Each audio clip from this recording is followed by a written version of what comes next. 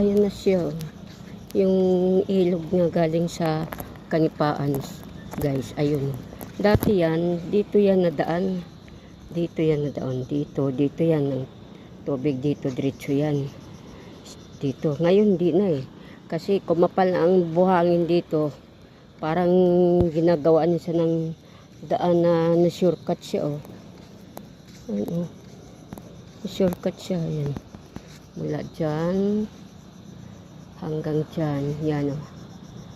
Yan, ganyan siya guys o. Parang dyan yung daan niya o. Ayan na siya. Doon na yung tubig doon. Doon na. Simang, ayan.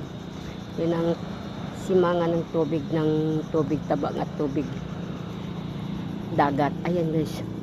Dati kasi guys, dito yung dumaan yung tubig niya. Ito yan o. Yan daan dito yan. Tubig.